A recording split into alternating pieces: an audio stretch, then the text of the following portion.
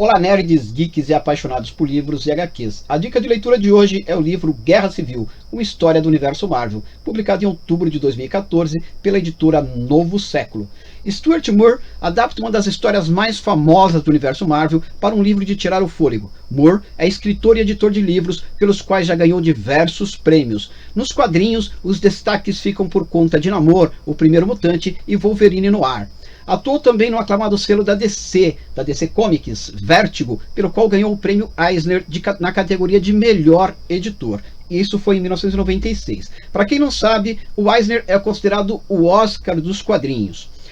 Falando um pouquinho então aqui do livro Guerra Civil. Homem de Ferro e Capitão América são dois membros essenciais para os Vingadores, a maior equipe de super-heróis do mundo, quando uma trágica batalha deixa um buraco na cidade de Stanford, matando centenas de pessoas. O governo americano exige que todos os super-heróis revelem sua identidade e registrem seus poderes. Para Tony Stark, o Homem de Ferro, é um passo lamentável, porém necessário, o que leva a apoiar a lei. Já para o Capitão América, é uma intolerável agressão à liberdade cívica. Assim começa a Guerra Civil. Agora, qual é a diferença entre o filme, para quem assistiu o filme, e para quem está aí, quem lê o livro, que é muito interessante, muito legal esse livro. A diferença entre o livro e o filme é o seguinte: desde o incidente em Sokovia, as organizações das Nações Unidas vinham preparando uma lei para regulamentar os heróis. Diversas outras questões já vinham acontecendo, né? No filme, vários são os disparadores para a lei de restrição dos super-heróis. Conhecido como Tratado de Sokovia. O incidente em Lagos, na Nigéria, foi um deles. O incidente em Lagos foi provocado ali pelaquela luta entre o Capitão América e a Feiticeira Escarlate, que estavam, de certa maneira, tentando impedir que o Brock, que havia roubado, o Brock Rumlov, né, os Ossos Cruzados, havia roubado uma arma biológica, que ele se explodisse, explodindo tudo ao seu redor, inclusive o Capitão que estava lutando com ele ali. Então o que acontece? A Wanda usa o seu poder e lança ele para longe, só que o que vai acontecer? Ele vai explodir em contato com um prédio onde tinham diversas pessoas. Então você tem inclusive um grupo diplomático de Wakanda cheio de civis e essas pessoas morrem aí. Logo na sequência, em Viena, numa conferência da ONU, o rei T'Challa também é morto, vítima de um outro atentado. E esse atentado foi colocado nas costas de quem? Nada mais, nada menos do que o Soldado Invernal. Depois o Tony Stark vai descobrir que foi uma armação do Zemo, tudo isso daí, mas aí já era tarde, né? Já vinha toda a consequência. Isso acontece no filme. Então vale salientar que o Tony Stark se sentia muito culpado, principalmente pelos acontecimentos de Sokovia. Inclusive pela criação, né, do próprio Ultron, que foi o causador ali daquele incidente em Sokovia. Dessa forma, ele passa a defender o tratado, tendo a seu lado o Máquina de Combate, a Viúva Negra, o Homem-Aranha, o Visão e o Pantera Negra, que vai se aliar aí, na realidade, para tentar vingar seu pai. Já o Steve Rogers, contrário à lei, buscava reunir aliados e proteger o Buck, né, que era, na realidade, o Soldado Invernal. Com eles estavam Falcão, o Gavião Arqueiro, o Homem-Formiga e a Feiticeira Escarlate nessa batalha, nesse início aí.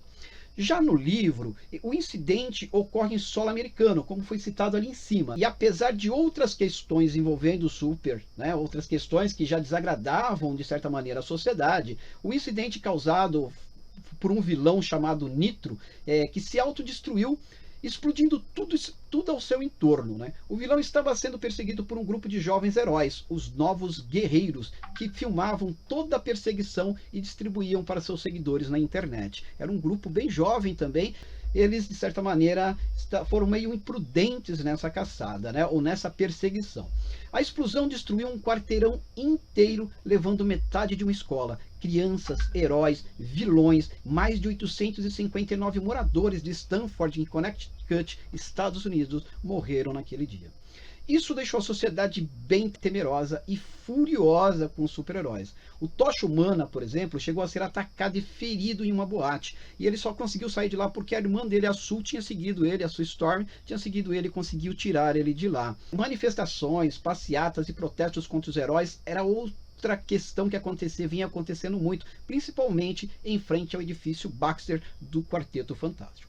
Então, outro destaque são os mutantes que estão presentes no livro. Wolverine, por exemplo, ele chega a discutir com o Homem de Ferro enquanto eles analisavam a cena de destruição. Enquanto eles estavam dentro daquela cratera nessa destruição em Connecticut, eles acabam tendo uma discussão onde o Wolverine diz para ele que independente da decisão que o Tony Stark tenha na conferência que ele teria logo em seguida na ONU, que os mutantes estariam fora. Eles chegam a se encarar, o Wolverine chega a tirar suas garras para fora e o Tony olha de cima para baixo, mas o Wolverine vai embora ali e dizendo que os mutantes são neutros nessa discussão. Eles não querem se envolver nessa discussão e ele estava falando ali dos X-Men. O Quarteto Fantástico também é outro que faz uma diferença nessa história, o que não acontece aí também, uma pena porque não aparece no filme. Tanto que, na realidade, o Reed Richards, ali numa conversa, inclusive, com Tony Stark, ele vai criar, aliado do Stark, então, ele vai criar um portal para a Zona Negativa.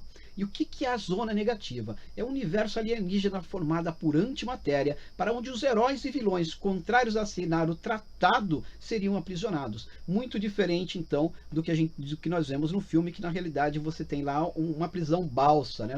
É uma prisão bem mais modesta, coordenada pelo secretário de Estado, o Thunderbolt Ross.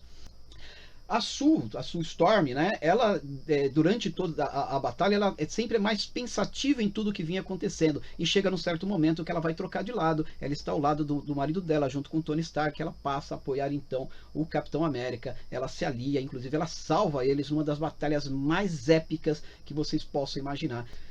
No livro, além dos mutantes, nós temos aí Miss Marvel, temos os meta-humanos, temos aí como Demolidor, o Luke Cage, a Daga, o Patriota, o Golias, a Celery, Estatura, o Icano, a Mulher Hulk e até um clone de um deus. Tudo isso aparece no livro, o que não, infelizmente, ele não apareceu lá no filme. A narrativa da batalha é muito mais épica, é muito mais densa, é muito mais forte, é muito mais perturbadora do que nós vimos lá no filme. No filme, entre os dois grupos, aí o que nós temos? Nós temos no desenrolar, na batalha, combina com o Rhodes, né? Ele sendo uma máquina de combate, ele sendo atingido pelo Visão, aí meio que sem querer, e ele cai e acaba ficando paraplégico. Já no livro, nós temos uma diferença muito maior. Nós temos a morte de um grande herói.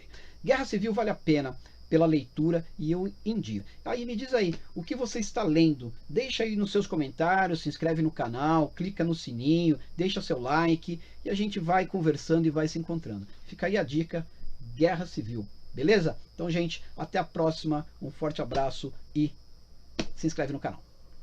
Valeu!